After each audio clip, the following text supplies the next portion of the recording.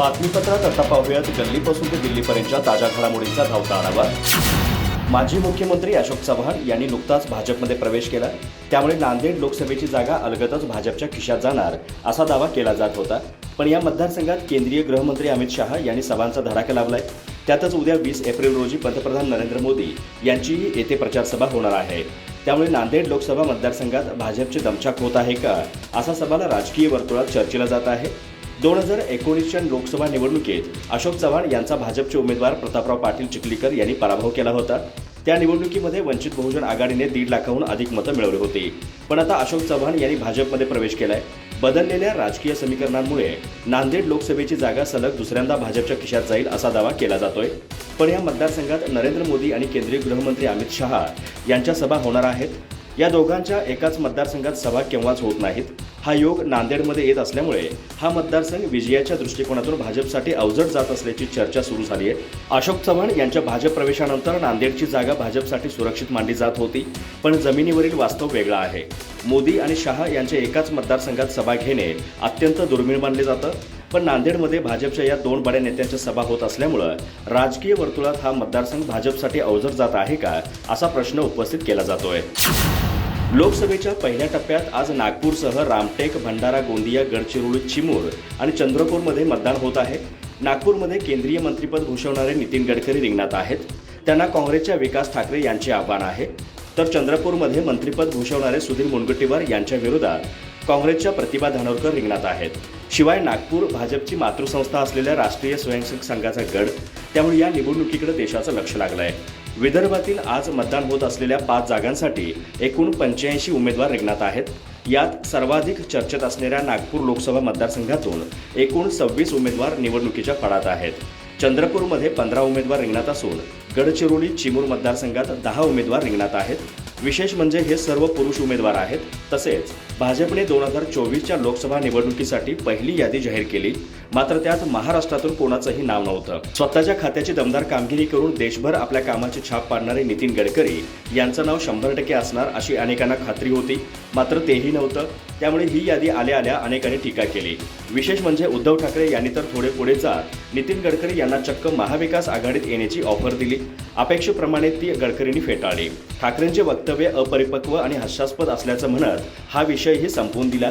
गडकरी नेहमीच रोखठोक भूमिका घेतात, ते स्वपक्षातल्या धुरींनाही सुनवायचं सोडत नाहीत। हे पाहता गडकरींवर पक्षांतर्गत अनेकांची वक्रदृष्टी असते। गडकरी हे सर्वसमावेशक व्यक्तिमत्व, शरद पवारांपासून उद्धव ठाकरेंपर्यंत साऱ्यांशीच ते जुळवून घेऊ शकतात। एक अर्थी गडकरी हे भाजप संकटात सापडला तर संकटमोचक म्हणावे असे, त्यामुळे या लढतीकडे सारा देशाचं लक्ष लागलंय। भाजपाचे नागपूर लोकसभेतील उमेदवार नितीन गडकरी यांनीही सहकुटुंब मतदानाचा हक्क बजावला। यावेळी त्यांनी माझा विजय 101% निश्चित आहे असा विश्वास व्यक्त केला।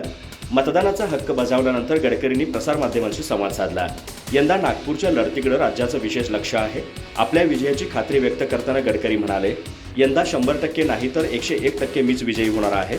5 लाखांच्या फरकाने मी विजयी होणार आहे असंही ध्येय समोर ठेवलंय। त्यासाठी आम्ही आमचं लक्ष्य पूर्ण केलं आणि तसं कामही केलंय। माझा विजय हा ऐतिहासिक विजय असेल। पंतप्रधान नरेंद्र मोदी यांच्या नेतृत्वात भारताला मजबूत सरकार देण्यासाठी हा लोकशाहीचा उत्सव अत्यंत महत्त्वाचा आहे, असंही यावेळी त्यांच्याकडून सांगण्यात आलं। सध्या जिल्ह्यातील अनेक भागांमध्ये संत गतीनं मतदान सुरू असून मतदारांनी मतदानासाठी बाहेर पडावं असं गडकरी म्हणाले। तसेच त्यांनी नागरिकांना मतदान करण्याचं आवाहनही केलं। ते म्हणाले, देशात लोकशाही बळकट करण्यासाठी मतदानाचा मोठा सण साजरा करण्यात येत आहे। मतदान करणं हा आपल्या सर्वांचा हक्क तर आहेच, पण ती आपली जबाबदारी देखील आहे। त्यामुळे सर्वांनी आपला हा हक्क बजावणं गरजेचं आहे। तुम्ही मतदान कोणालाही करा, पण मतदानाचा हक्क बजावा, असे गडकरी म्हणाले। सभ्यतेचे संकेत पायदळी तुडवून महिलांचा अपमान करणाऱ्या संजय राऊत यांना जनता नाचवल्याशिवाय राहणार नाही, अशी टीका भाजप नेत्या चित्रा वाघ यांनी ठाकरे गटाचे खासदार संजय राऊत यांच्यावर केली आहे। तसेच त्यांनी राऊत यांचा उल्लेख सर्वज्ञांनी असा केला आहे। संजय राऊत यांनी अमरावतीच्या खासदार नवनीत राणा यांच्याबाबत वादग्रस्त विधान केलं होतं। त्यांच्या या विधानाचा चित्रा वाघ यांनी चांगलाच समाचार घेतला। त्यांनी या संदर्भात एक ट्विट देखील केलं। त्या म्हणाल्या, सर्वज्ञांनी संजय राऊत महिलांचा सन्मान करणं हा खरा महाराष्ट्राचा धर्म आहे। मात्र राऊत हे काँग्रेसच्या संगतीमध्ये हिंदुत्व द्वेषी आणि हिंदुत्व द्रोही झाले आहेत। तसेच नवनीत राणा यांच्यासारख्या महाराष्ट्रातील एका स्त्रीचा अपमान करून त्यांचा नाची असा उल्लेख करून तुम्ही या महाराष्ट्रातील मराठी स्त्रीचा अपमान केलाय, अशी संतप्त प्रतिक्रिया त्यांनी दिली आहे। पुढे त्या म्हणाल्या, तुम्ही स्वतः काँग्रेसच्या फळावर मरकट नृत्य करणारे आहात। राऊत यांच्या मेंदूतून अशी विकृत भाषा येणारच, कारण त्यांचा मेंदू सडलेला आहे। स्वर्गीय बाळासाहेब देशातील महिलांचा सन्मान करायचे आणि तुम्ही एका स्त्रीवरून राजकारण करत आहात। तुमच्या या भाषणाचा आनंद काँग्रेसच्या भगिनी आणि सतत ज्ञान देणाऱ्या यशोमतीताईंनी लुटला, त्यावरून काँग्रेसची महिलांबाबत असलेली मानसिकता लक्षात येते, असेही चित्रा वाघ यांनी काँग्रेस नेत्या यशोमती ठाकूर यांनाही लक्ष्य करत म्हटलं। पुढे त्यांनी राऊत यांच्यावर जहरी टीका केली आहे। राऊतांचा जामिनावर बाहेर आलेला आरोपी असा उल्लेख केला। त्या म्हणाल्या, संजय राऊत यांनी मुंबईमध्ये आर्थिक घोटाळा केला, ते लोकांना फसवलेले आरोपी असून जामिनावर बाहेर आहेत, हीच त्यांची ओळख आहे, असे चित्रा वाघ यांनी म्हटलं। माढा लोकसभा मतदारसंघातून अपक्ष म्हणून निवडणूक लढवण्याची घोषणा करणाऱ्या डॉक्टर अनिकेत देशमुख यांचा बंड थंडावला आहे। राष्ट्रवादी काँग्रेस शरदचंद्र पवार पक्षाचे अध्यक्ष शरद पवार यांनी गुरुवारी रात्री त्यांना तातडीनं बारामतीला बोलवून घेतलं। तिथे त्यांच्याशी चर्चा केल्यानंतर देशमुखांनी निवडणूक लढवण्याचा आपला निर्णय मागे घेतला। तसेच आपली सर्व ताकद शरद पवार गटाचे उमेदवार धैर्यशील मोहिते पाटील यांच्या मागे उभी करण्याचीही घोषणा केली। अनिकेत देशमुख हे शेतकरी कामगार पक्षाचे नेते तथा दिवंगत आमदार गणपतराव देशमुख यांचे नातू। 2019च्या सांगोला विधानसभा मतदारसंघात त्यांचा अवघ्या 700 मतांनी पराभव झाला होता। सांगोला विधानसभा मतदारसंघात गणपतराव देशमुख यांना मानणारा एक मोठा वर्ग आहे, त्यामुळे यंदाच्या लोकसभा निवडणुकीत माढा मतदारसंघातून त्यांना उमेदवारी दिली जावी अशी मागणी होत होती। पण शरद पवार गटाने भाजपमधून आलेल्या धैर्यशील मोहिते पाटलांना उमेदवारी देण्याचा निर्णय घेतला। यामुळे देशमुख यांनी अपक्ष म्हणून निवडणूक लढवण्याची तयारी केली होती। त्यांच्या भूमिकेमुळे शरद पवारांच्या गोटात खळबळ माजली होती। भविष्यातील धोका ओळखून शरद पवार यांनी तातडीने बारामतीला बोलावून घेतलं। तिथे त्यांनी त्यांची समजूत काढली आणि भविष्यात मदत करण्याची ग्वाहीही दिली। त्यानंतर देशमुख यांनी उमेदवारी अर्ज दाखल न करण्याचा निर्णय घेतला आहे। शरद पवार आणि अनिकेत देशमुख यांच्यात चर्चेवेळी मावियाचे उमेदवार धैर्यशील मोहिते पाटीलही उपस्थित होते।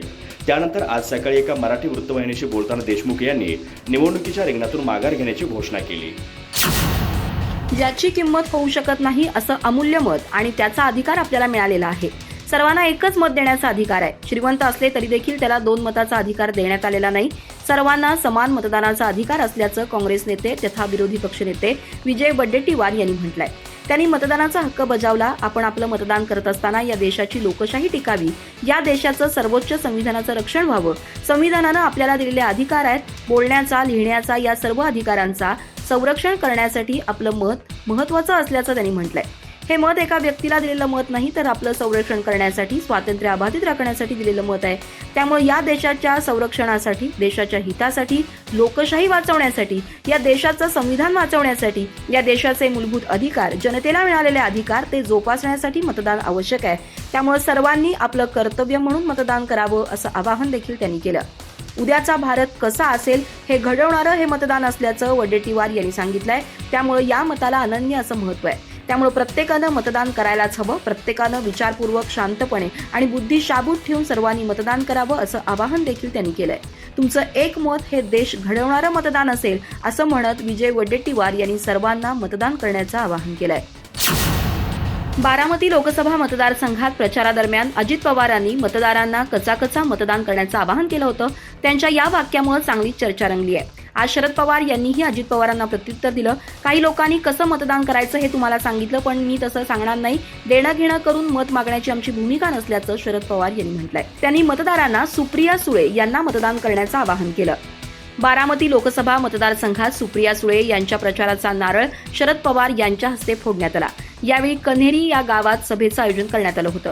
या सभेत मार्गदर्शन करताना ते बोलत होते। अनेक लोक काहीतरी सांगत असतात, मात्र आपल्याला वाद वाढवायचा नाही, आपल्याला संघर्ष वाढवायचा नाही, आपल्याला केवळ तुतारी समोरचं बटन दाबायचं आहे। काल कुणीतरी कसं दाबायचं हे सांगितलं, मात्र मी तसं सांगणार नाही। त्यांनी तुम्हाला काही कमी पडू देणार नाही असं देखील म्हटलंय। मात्र देणं घेणं करून मत मागण्याची आमची भूमिका नाही। लोकांमध्ये काम करायचं, लोकांना शक्ती द्यायची, लोकांची सेवा करायची आणि मतं मागायची ही आमची भूमिका असल्याचा टोला देखील शरद पवार यांनी अजित पवार यांना लगावलाय। पुढे ते म्हणाले, मधल्या काळामध्ये काही गोष्टी घडल्यात, आपलं चिन्ह बदललंय, आता नवं चिन्ह लक्षात ठेवून त्या पद्धतीनं मतदान करायचं असल्याचं आवाहन देखील त्यांनी केलं। लोकशाहीमध्ये निर्णय घेण्याचा अधिकार हा मतदाराचा असतो, तो अधिकार टिकला पाहिजे। आज देशांमध्ये लोकशाहीमध्ये वेगळं काहीतरी घडत असल्याची शंका येते आणि तसं घडलं तर तुमच्या मतदानाच्या अधिकारावर गदा येईल, अशा शब्दात त्यांनी टीका केली। हा अधिकार कायम राहावा यासाठी आपण जागृत राहायला हवं असंही शरद पवार यांनी म्हटलंय। गिरीश महाजनांनी पाप पुण्याबाबत बोलू नये, तुम्हाला संकटमोचक म्हणत असले तरी देव म्हटलेलं नाही, अशी टीका ठाकरे गटाचे नेते उन्मेष पाटील यांनी मंत्री गिरीश महाजन यांच्यावर केली आहे. तसंच गिरीश महाजनांना मत मागण्याचा अधिकार नाही असंही ते म्हणाले. जळगाव लोकसभा मतदारसंघात उन्मेष पाटील यांचा पत्ता कट करत भाजपकडून स्मिता वाघ यांना उमेदवारी जाहीर करण्यात आली. त्यानंतर उन्मेष पाटील नाराज झाले. त्यांनी ठाकरे गटात प्रवेश केला. तेव्हापासून जळगावमध्ये राजकीय वातावरण तापलेलं आहे. दरम्यान गिरीश महाजन यांनी उन्मेष पाटील यांच्यावर टीका केली होती. याच टीकेला उन्मेष यांनी प्रत्युत्तर दिलंय. ते म्हणाले, भाजपकडून अबकी बार 5 लाख पार म्हटलं जात आहे. आम्ही अबकी बार करण पवार म्हणत आहोत. भाजपा डोकं मोजतंय, आम्ही डोक्यातील मनाचा विचार करत आहोत असं म्हणत त्यांनी भाजपवर टीका केली आहे. पुढे ते म्हणाले, शेतकऱ्यांच्या विम्याबाबत ते बोलत नाहीत. दूध उत्पादक शेतकऱ्यांना भाव देण्याबाबत बोलत नाहीत.